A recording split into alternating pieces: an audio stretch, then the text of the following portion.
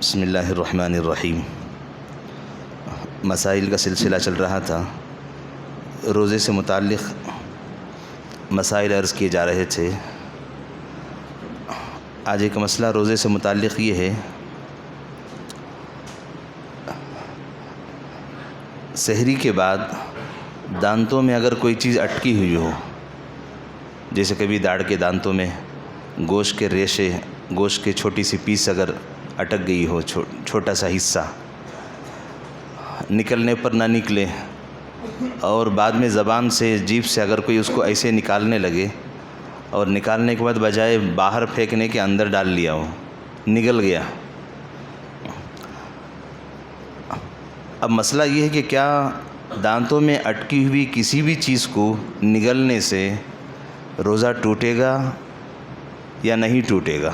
جواب یہ ہے کہ اس وقت دیکھا یہ جائے گا کہ اندر جس چیز کو اس نے نگلا ہے کہ وہ کتنی مقدار تھی، کیا وہ ایک چاول کے دانے کے برابر تھی یا اس سے کچھ زیادہ تھی۔ مسئلہ یہ لکھا ہے کہ اگر وہ ایک چنے کے برابر، اتنی سی گولی کے برابر، چنے کے برابر اگر ہو تو ایک اندازہ ہے، نگلنے والے کا ایک اندازہ ہے کہ اگر چنے سے کم ہو، ایک چاول کے دانے کے برابر یا 2 چاول کے دانے کے برابر، اس سے کوئی فرق نہیں پڑے گا۔ اگر ایک چنے کے برابر اگر نگلنے والی چیز ہو تو اس سے روزہ ٹوٹ جاتا ہے۔ پہلی بات تو اٹکی ہوئی چیز کو نگلنا نہیں ہے، تھوک دینا ہے۔ اگر کسی وجہ سے نگل گیا تو اس وقت یہ دیکھا جائے گا نگلنے والی چیز کتنی مقدار ہے۔ اگر ایک چنے کے برابر ہو یا اس سے کچھ زیادہ ہو تو تب روزہ ٹوٹے گا، اس سے کم ہو تو اس سے روزے میں فرق نہیں پڑے گا، لیکن یہ بہتر نہیں ہے۔ دوسرا مسئلہ یہ ہے کہ روزے کی حالت میں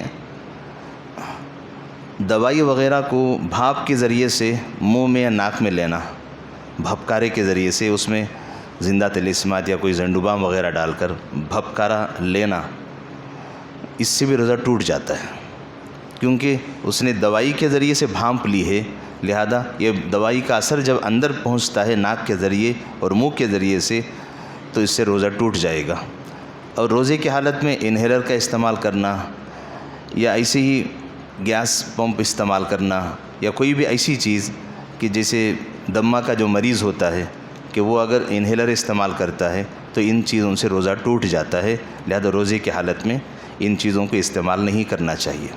ہاں، اگر کوئی دمے کا مریض اتنا مجبور ہے کہ وہ انہیلر کے بغیر وہ رہ نہیں سکتا تو اس صورت میں شریعت کی طرف سے مسئلہ یہ ہے کہ ایسا آدمی روزہ توڑنا چاہے تو روزہ توڑ بھی سکتا ہے، روزہ چھوڑنا چاہے تو چھوڑ بھی سکتا ہے، کیونکہ اس کے لیے مجبوری ہے، جان کی حفاظت بہت ضروری ہے کہ جب صحت مل جائے گی تب وہ قضا کر لے۔ اگر ایسی مجبوری نہ ہو کہ ہمت کر کے روزہ رکھ لے تو اسی لیے مسئلہ یہ لکھا ہے کہ ہر بیمار آدمی کو بھی سحری کرنا چاہیے ہمت کر کے، جب تک وہ اس کا جسم ساتھ دے تب تک اس کو روزے کی حالت میں باقی رہنا ہے۔ اگر آدھا دن گزرنے کے بعد کمزوری محسوس ہونے لگے تو ایسی صورت میں اگر وہ ہمت نہ کر سکے، بیماری کے بڑھنے کا اندیشہ ہو، تو ایسے بیماروں کے لیے شریعت کی طرف اجازت یہ ہے کہ وہ روزہ کھول دے، لیکن بقیہ وقت میں عام روزے داروں کی طرح رہے، سب کے سامنے کھانا پینا ان کو بھی منع ہے۔ یہ مسئلہ کوئی بیمار اگر ایسے ہو، آپ کے اس مجمع میں ہو یا گھر کی مستورات میں کوئی ہو، ان تک یہ مسئلہ پہنچا دیں تاکہ ان کو بھی اس مسئلے کا علم ہو سکے۔ دوسرا مسئلہ غسل سے متعلق، آج جمعہ کا بابرکت دن بھی ہے، عموماً آج ہر کوئی غسل کرتا ہے، اور جمعہ کا غسل یہ سنت بھی ہے، تو غسل کے فرائض کا علم آپ سب کو ہے۔ غسل میں کتنے فرض ہیں؟ آپ بھی تھوڑا بولیے۔ 3 فرض ہیں۔ نمبر 1 منہ بھر کر کلی کرنا ہے، نمبر 2 ناک میں پانی ڈالنا ہے، ناک میں پانی چڑھانا ہے، اتنا زور سے نہیں چڑھانا کہ اوپر چڑھ جائے، تو اس سے بھی دماغ میں اگر پانی چڑھ جائے گا تو روزہ ٹوٹ جائے گا۔ ہاں، اتنا آہستہ سے چڑھانا کہ نرم ہڈی تک پانی پہنچ سکے۔ تیسرا ہے پورے جسم پر اتنا پانی ڈالنا 1 بال کے برابر بھی جسم میں کوئی جگہ سوکھی نہ رہے۔ یہ 3 فرض ہیں۔ اب غسل کا سنت طریقہ، ہمارے نبی صلی اللہ علیہ وسلم غسل کیسے کیا کرتے تھے، اس کو کہتے ہیں سنت طریقہ۔ نبی والا غسل کیسا ہونا ہے، ایسے ہی امتی کا بھی غسل ہونا ہے۔ لہذا غسل کی کچھ سنتیں ہیں، آج غسل کرنا ہے، آج آپ ایسا غسل کر کے آئیے کہ نبی والا غسل آپ کا ہو جائے۔ اور اب تک جیسا بھی غسل ہم پانی انڈیل لیتے تھے، لیکن آج کے بعد سے ہم اس کا لحاظ رکھیں گے کہ غسل میں ایک ایک سنت کا ہم لحاظ کر کے غسل کریں گے انشاءاللہ۔ غسل کی سنتیں ہیں، سب سے پہلے نیت کرنا، اے اللہ میں پاک ہونے کے لیے نہاتا ہوں، یہ ضروری ہے۔ دوسرا ہے جیسے اندر پہنچے بسم اللہ کہہ کے دعا پڑھنا، اس کے بعد اگر پوری دعا نہ آتی ہو بسم اللہ بس ہے۔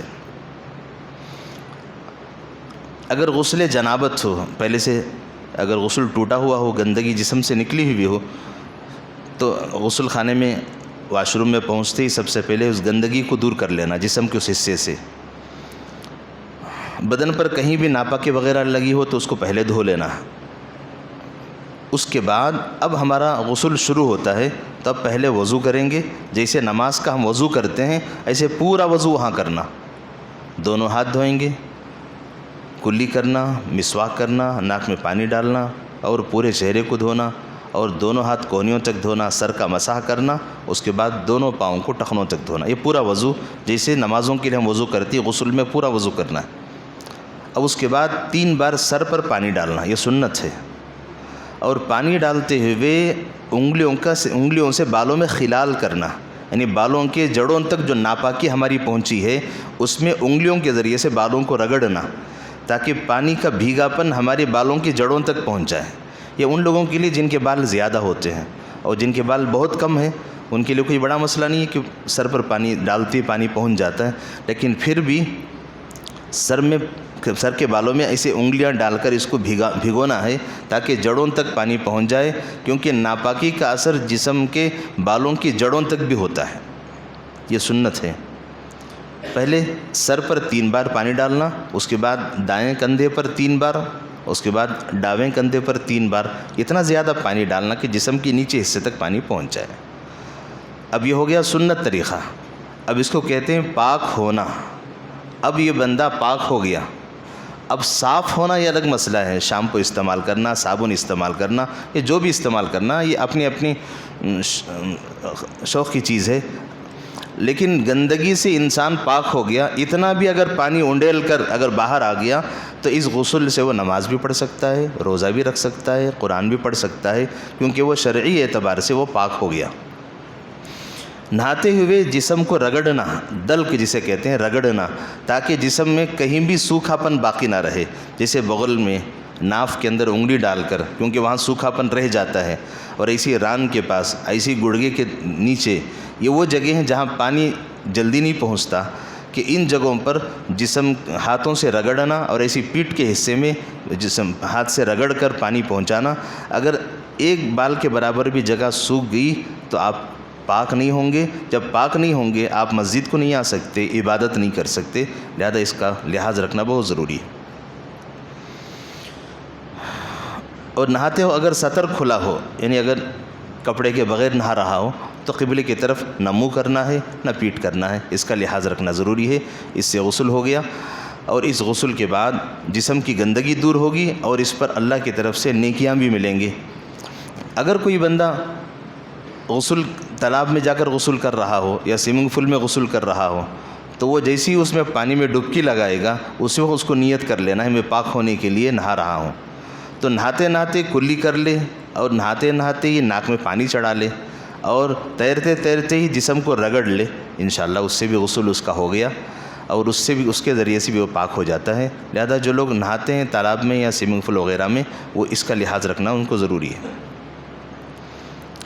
اور اسی میں ایک مسئلہ یہ بھی ہے کہ پانی نہانے کے کون سے تو کلمے ہیں، کوئی کلمے ہیں، جیسے گھر کے نانی اور دادی کو پوچھے تو بتائیں گے پانی نہانے کے کلمے بھی۔ وہ جچہ کو 40 دن کو پانی نہلاتے ہیں، آ کے پوچھتے ہیں کہ وہ جچہ کو 40 دن کو پانی نہلانا ہے، کون سی دعا ہے، اسپیشل دعا۔ تو لہذا یہ مسئلہ ذہن میں رکھے کہ غسل کی کوئی دعا نہیں ہے، بسم اللہ سے بڑی دعا اور کوئی نہیں ہے۔ بسم اللہ کہنا ہے، یہی سب سے بڑی دعا ہے۔ نہانے کی کوئی الگ سے کوئی دعا نہیں ہے، اور کوئی کلمہ بھی نہیں ہے الگ سے۔ لہذا یہ بات ذہنوں سے نکل جائے، کیونکہ علم عام نہ ہونے کے نتیجے میں ایسی پرانی باتیں جہالت کی بنیاد پر گھروں تک پہنچ گئی، یہی باتیں دل و دماغ میں بیٹھی ہوئی ہیں، لہذا اس کا تھوڑا خیال رکھا جائے۔ اللہ عمل کی توفیق عطا فرماتے ہیں۔ جمعہ کے دن اللہ کے نبی صلی اللہ علیہ وسلم نے بہت سارے اعمال بتائے ہیں۔ ایک ہے غسل کرنا، اچھے کپڑے پہننا، عطر اور خوشبو لگانا، مسجد کو جلدی پہنچنا، صلاۃ التسبیح کی بابرکت نماز پڑھنا، اگر قرآن پڑھنا آتا ہو تو ضرور سورہ کہف کی تلاوت کرنا، اور جمعہ کے دن درود شریف زیادہ پڑھنا، جمعہ کے دن صدقہ خیرات کرنا، اور جمعہ کے دن عصر کی نماز کے بعد قبرستان جا کر مرحومین کی زیارت کرنا، یہ جمعہ کی سنتوں میں ہے۔ لہذا یہ موقع ہے، اگر اللہ نے سہولت دی ہے سارے کام کر لیجئے، اللہ عمل کی توفیق دے۔